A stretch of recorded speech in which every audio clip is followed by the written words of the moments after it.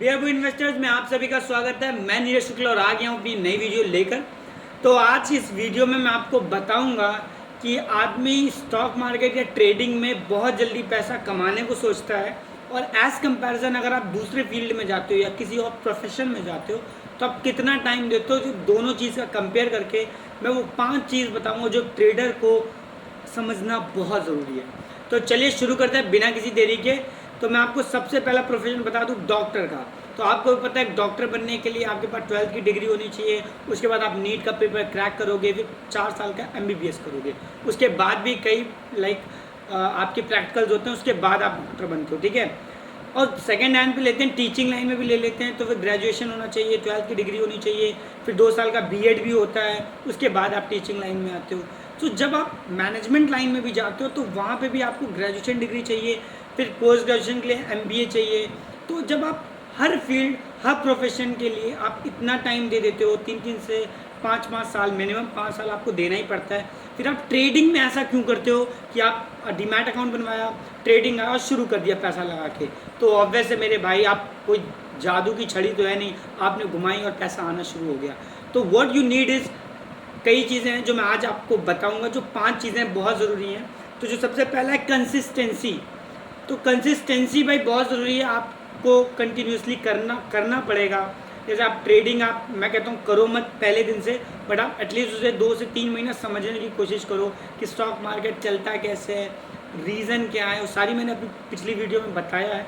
But आपको continue रहना पड़ेगा, रेगुलर। ये नहीं है कि हफ्ते में एक दिन आपने दे दिया और आपको लग रहा है नहीं आप टाइम दे रहे हो।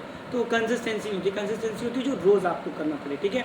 वो बिहेवियर भी होता है, एक तरह से आपका बिहेवियर बन जाए वैसे करते रहो, ठीक है। दूसरा है your attempts to achieve result will be faced with multiple failures in the beginning.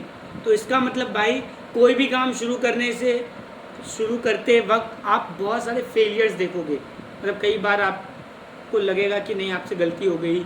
तो ऐसा नहीं कि आप उस गलती को करने के बाद दोबारा वो गलती करो। उस गलती को करने के बाद वो आपको सिखाती है कि दोबारा आपको वो गलती तो नहीं करनी, ठीक है। दूसरी गलती करोगे दैट विल बी अप्रिशिएटेड, वो उसको एक्सेप्ट करना पड़ता है। बट आप सेम गलती दोबारा करोगे so that's not a logic. तो आपको इन्हीं सब चीज़ों से बचना है कि एक गलती जो एक बार करो उससे आप सीखो और दोबारा वो गलती ना करो। और तीसरा पॉइंट है becoming a better trader you requires a path work. Every time you make a mistake learn from it. The same thing जो मैंने इससे पहले वाले टॉपिक में बोला, अगर गलती हो भी जाती है तो उसे एक्सेप्ट करना पड़ता है। और दूसरी चीज़, वो गलती दोबारा नहीं दोहरानी है, ठीक है। चौथा पॉइंट है the market will not merit those who can not exercise patience and discipline. तो बहुत बड़ा रीज़न है स्टॉक मार्केट में डिसिप्लिन और पेशेंस का। ये मैंने आपको बहुत पहले बता रखा अपनी वीडियोस में। आपको डिसिप्लिन होना चाहिए, ठीक है। और सबसे इम्पॉर्टेंट पेशेंस। बिना पेशेंस के आप स्टॉक मार्केट में अच्छा प्रॉफिट नहीं बना सकते हो। इस चीज़ को भाई चाहे जहाँ लिख लो, ठीक है। और पांचवा है if you learn to trust the process will reward you when you are deserving of it. भाई बहुत प्यारी चीज़ बोल दी इसमें कि आपको भरोसा करना पड़ेगा उस प्रोसेस पे जिस प्रोसेस से आप कमा रहे हो। फॉर एग्जांपल मैं इंडिकेटर्स यूज़ करता हूँ, प्राइस एक्शन भी करता हूँ, तो मैं अपने प्रोसेस पे बिलीव करता हूँ and I trust on it. और वो भी मैं कंसिस्टेंसी से कर रहा हूँ, ठीक है, कई सालों से। तो मुझे उस पर भरोसा है, मैं उससे प्रॉफिट कमाता हूँ। लेकिन मुझे याद है वो इंडिकेटर जब मैं लगाना शुरू करता तो मैं पहले दिन से प्रॉफिट नहीं कमाने लगा था।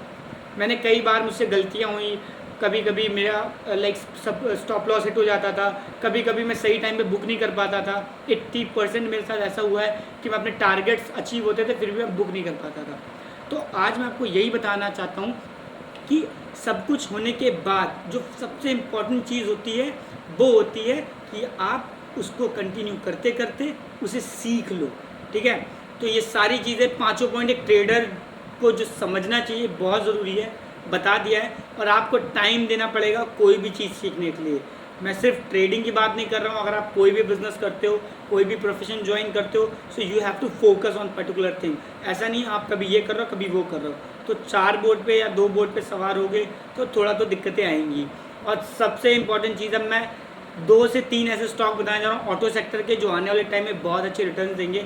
तो जो सबसे पहला है वो है टाटा मोटर्स, और दूसरा है महिंद्रा एंड महिंद्रा, और तीसरा है बजाज ऑटो। तो ये तीनों ऑटो सेक्टर के स्टॉक हैं तीनों बहुत अच्छे रिटर्न देंगे आने वाले लॉन्ग टर्म में, तो आप इसमें इन्वेस्ट कर सकते हो। और जितना भी प्यार आपने इससे पहली वाली वीडियोज़ में दिया है उसके लिए बहुत बहुत धन्यवाद।